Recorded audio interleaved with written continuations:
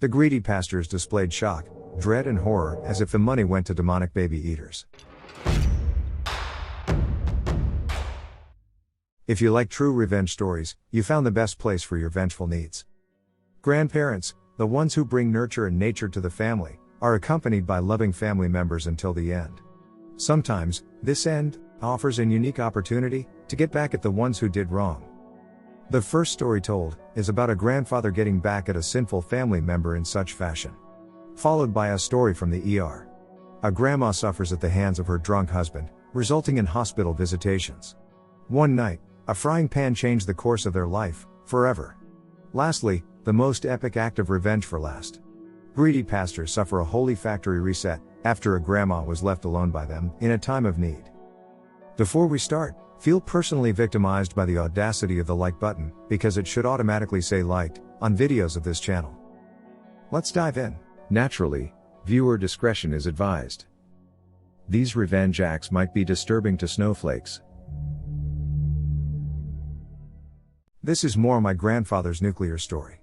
My aunt on my father's side is the definition of a piece of work. She's always been a user of people and just plain only out for herself, damn the consequences. My grandmother and grandfather, her adoptive parents, had their own list of issues like anyone, but were good people. Salt of the earth type people. They always tried to do what was right and help however they could. This led them to bail her out of filing for bankruptcy on a couple of occasions, because my aunt simply could not live within her means. Add on, that she has a history of just being a really crappy person. Like stealing my grandfather's social security checks and retirement checks when it suited her. My grandmother died suddenly in 2001, and I remember my aunt being really childish about not getting anything.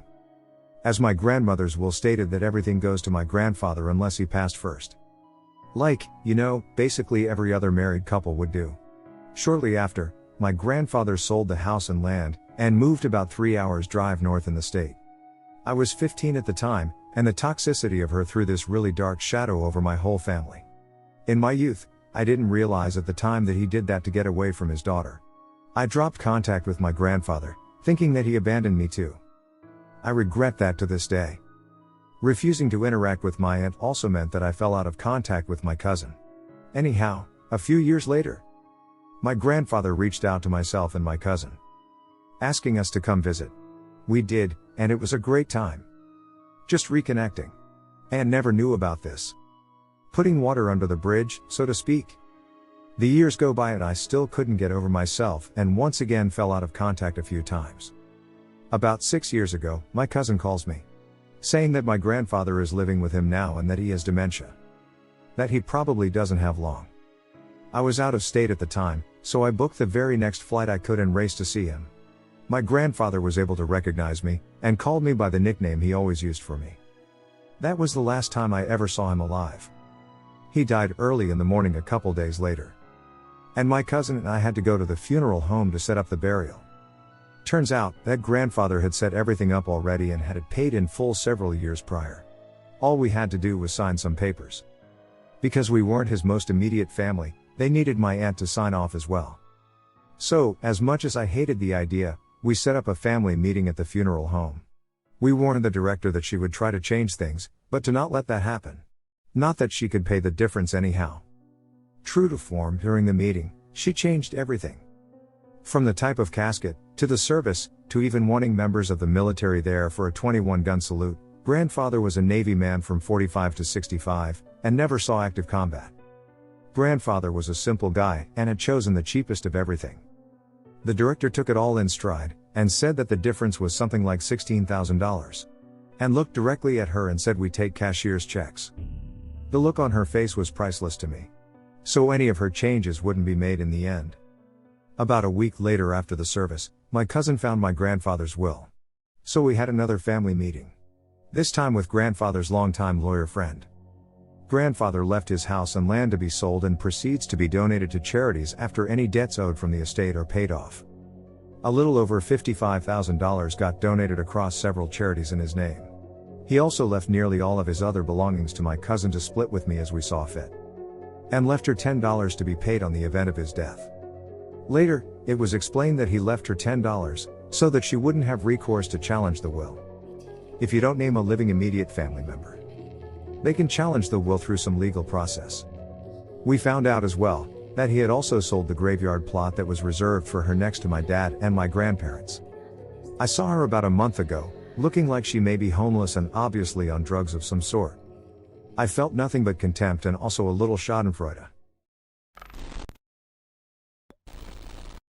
My aunt was an intensive care nurse at a hospital in Texas for 30 years. This is her story. A while back, my aunt tells me and my cousins this story, probably as a warning about drinking, I guess.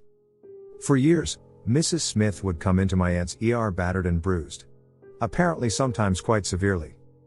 The woman was getting up there in years and had almost monthly visits, that sometimes required her to stay for a week or more. A quick rundown of some of the injuries I recall: broken pelvis, explained by falling downstairs in her one-story home. Broken arms, wrists, explained as falling out of her car. A shattered orbital bone in her eye socket. A series of broken ribs, covered by various excuses. Lastly, her loony husband broke her back, which required fusing 3 of her vertebrates. They said it was a driveway car accident. So, Mr. Smith is appropriately qualified as a total piece of doo-doo. On the end of my aunt's 12-hour shift, the call comes in from the ambulance that they are bringing in a 70-year-old Smith. Faces fell, everyone gets somber knowing that Mrs. Smith probably won't survive the night, due to the years of beatings she's already endured. The ER calls the ambulance back, asking for a description of the injuries so the OR can be somewhat prepared. What they heard on the radio threw everyone off, making some even angry. The paramedics were completely unprofessional. They were laughing their butts off, as they described broken arm, broken leg and lacerated scalp. When the ambulance pulls up, my aunt and several other ER staff are trying to read them the riot act. Instead, Mrs. Smith primly stepped out of the ambulance. The paramedics pull the stretcher out of the ambulance, and will her husband inside. Enough is enough.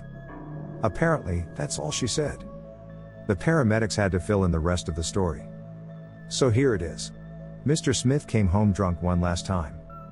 And she wrapped him in a blanket, beat him with a cast iron frying pan. Mr. and Mrs. Smith never came back to ER, maybe he learned. My grandmother generously served her Bible-believing Christian church for almost 50 years, without asking anything in return.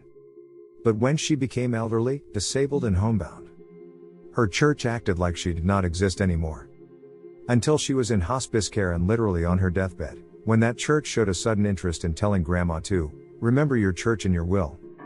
She waited until exactly the right moment, in front of exactly the right audience, to expose these greedy booger faces for what they were. She did so twice. My grandmother was a member of a large conservative, Bible-believing church for her entire adult life. This church, which I'll call Big White Church, was a member of a large evangelical denomination. Big White Church was located in a prosperous suburb of a large city in the Bible Belt to the deep south of the USA. Grandma was very active in Big White Church. She worked in the nursery every Sunday morning, helped cook hundreds of church fellowship breakfasts and dinners, accompanied her children and grandchildren on dozens of church retreats and choir tours. She also taught youth Bible study on Sunday nights and was very active in supporting home missions, as well as helping with other youth programs. She always tithed, and often gave extra for missions and special offerings. Grandma's greatest talent was making other people feel important. I've seen this firsthand many times. Although I belonged to a different church, I often visited with Grandma, and when I did, I usually went to Big White Church functions with her. I've seen her single-handedly cook breakfast for dozens of Big White Church youth, a task which took over 2 hours. Even in the church's large kitchen. Then, after the meal, she asked the group for a round of applause for the high school student leader for doing such a great job of organizing the prayer breakfast. I remember that, on a Big White Church youth retreat at a rural church camp, she drove most of the night to go back to the city and retrieve a big box of evangelistic materials. A box that one of the assistant pastors, whom I'll call Mouth-Breathing Pastor, had forgotten and asked her to get in time for our morning program the next day.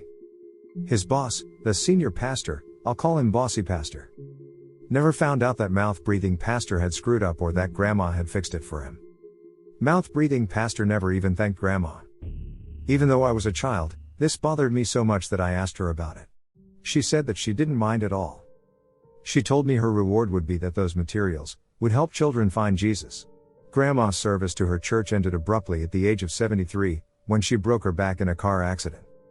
Afterwards, for the last 10 years of her life, she was homebound and could not go to church because of this injury and declining health, due to old age. Her mind was just as sharp as ever, and her faith remained sincere, but her body wore out a little more every day. During those 10 years, she made many efforts to reach out to her church, its leadership and her church friends, inviting them to visit her at her home, etc., without success. Every one of these invitations was declined or simply ignored. Near the end, when she was in home hospice care, she decided to plan her own funeral. She and my grandpa called her church and asked for the senior pastor, bossy pastor, whom she had known for over 30 years, to visit her so that they could plan her memorial service, which she and grandpa wanted to be held at the church. Bossy pastor was too busy, but mouth-breathing pastor stopped by a few days later. According to my grandpa, here's what happened at that meeting, with my grandma literally on her deathbed. Grandma, grandpa and mouth-breather discussed her funeral for a couple of minutes. Then mouth-breather started pressuring her to lay up your treasure in heaven by remembering your church in your will. Grandpa told him firmly that this is neither the time nor the place to discuss her will. They went back to discussing the funeral for a few minutes. Then mouth-breather steered the conversation back to grandma's will, with liberal injections of how badly her church needed her support. Grandpa told him several times that it was inappropriate to talk to grandma about her will or the church's financial needs, because she was terminally ill and in an enormous amount of physical pain. Mouth-breather would agree and briefly talk about the funeral, but would then go back to talking about the church's financial needs, heavenly rewards, where your treasure is your heart will be also. He began quoting verses like Matthew 6:21, Luke 12:34, etc. My grandma started crying. To put this into context, grandma was more than a steel magnolia. She was titanium coated with diamond wrapped in Kevlar. She rarely ever cried, and never ever cried about herself. Not one tear when the doctor told her that her back was broken so badly, that she would never walk again, nor during the following 6 months in futile rehab. She would shed sincere but well-managed tears at funerals, and while visiting family members in the hospital when they received bad news. She would cry to console others, weep with those who weep. But nobody, not grandpa, not her daughter, who is my mom, nor any of my uncles or grandma's siblings, ever remembered her crying for herself. My grandma was sobbing uncontrollably. Grandpa, a retired steel worker, former Marine sergeant and Korean War combat veteran, physically grabbed mouth-breather and escorted him out of their house, not too gently. Contrary to everyone's expectations, grandma lived another 6 months, mostly because of sheer force of will. Eventually, though, grandma passed away, and we held her memorial service at the funeral home, not Big White Church. Bossy pastor and mouth-breather were conspicuously absent. In fact, there were no professional Christians from Big White Church at the service at all, not even in the audience. To start the service, grandpa stood up at the podium in front of the crowd and said, "Some of you may have heard that I disinvited bossy pastor and mouth-breather from this funeral service. This service is not an appropriate place for me to give you my reasons for doing this, although you all know me and so you know that my reasons are good ones.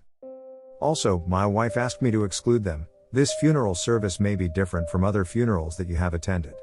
It is going to be an open microphone funeral.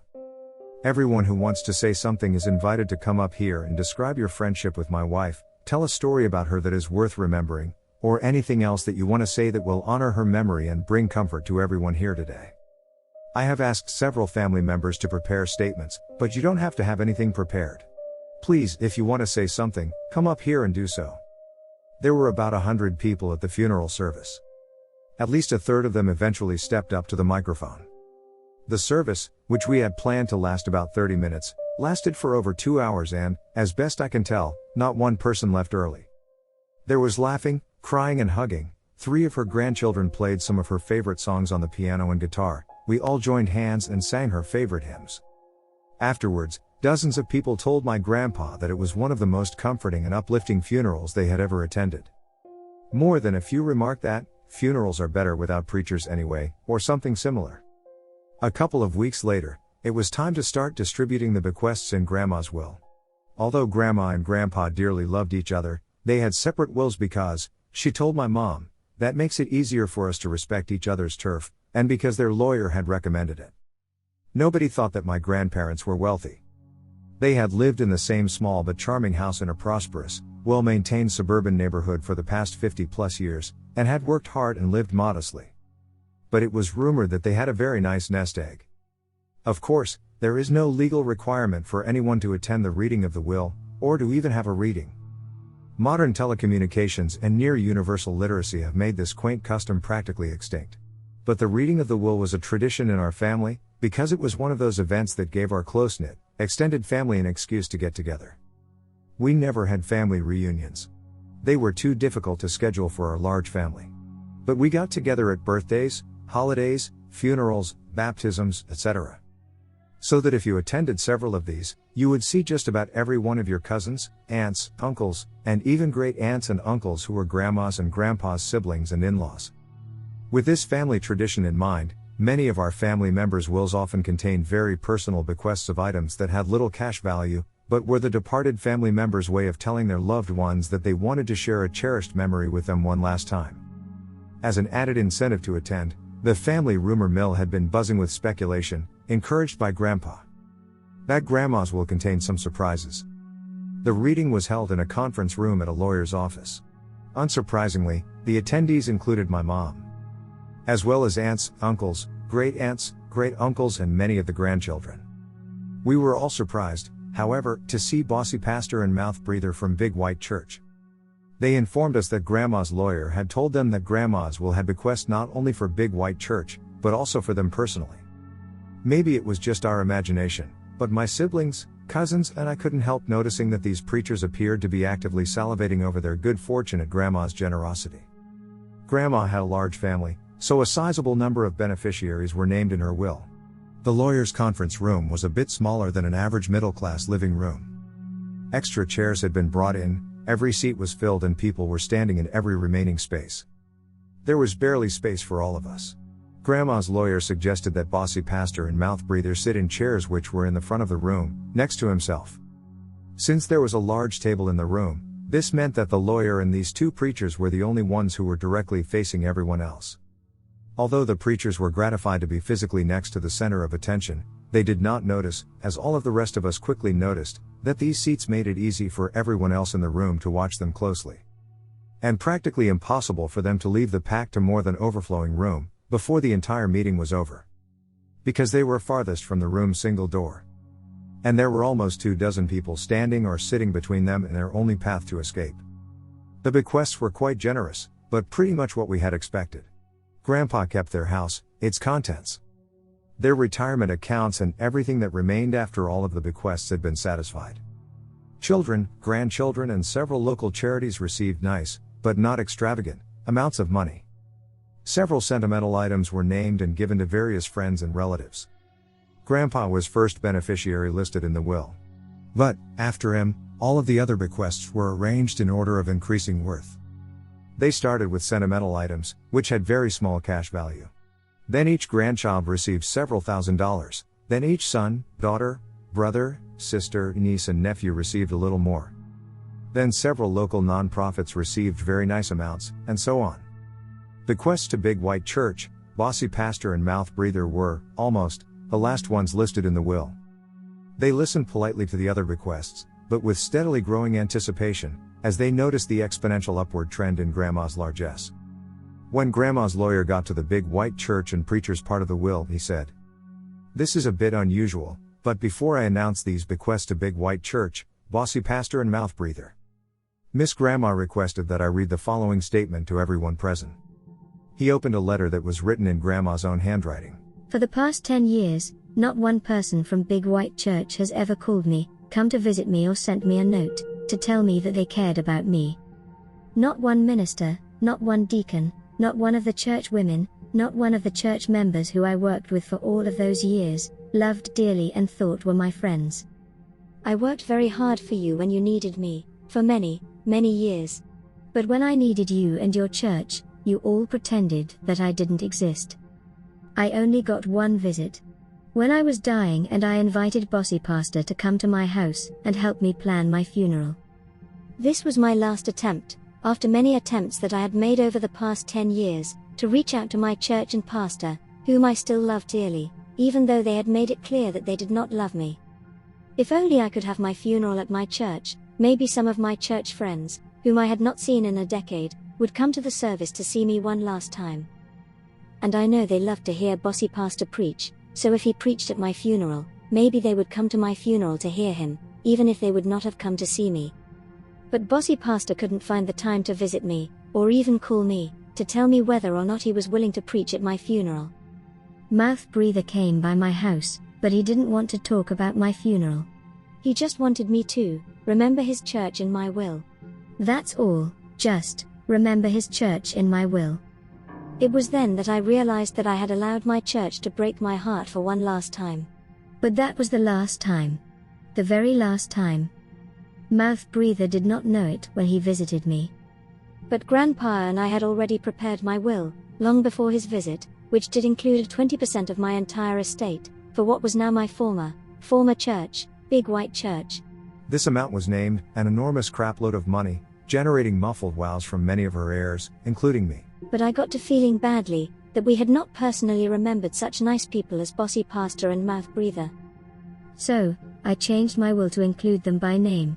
While I was at it, I changed the amount of money that I left to Big White Church to match all of the love that they have showed to me during the last 10 years of my life. When I was suffering and lonely, and no longer able to work my butt off for them, for free, like I had done for almost half a century. That is her entire written statement, the lawyer said. Now let's get back to the bequests in the will. Left to Mouth Breather, 1 cent. Left to Bossy Pastor, 1 cent. Left to Big White Church, 1 cent. The Bossy Pastor and Mouth Breather sat there, looking like someone had just injected a gallon of Novocaine into their jaws. Every one of Grandma's family and friends felt an overwhelming urge to laugh out loud. But we kept quiet because we knew Grandma. We knew she wasn't finished yet. Grandma was simply setting them up for a 1-2 punch. The best was yet to come, and we didn't want to miss it. There is one last bequest, the lawyer continued. For a charity called, which he named and I'll call Black Charity, then he paused before naming the amount.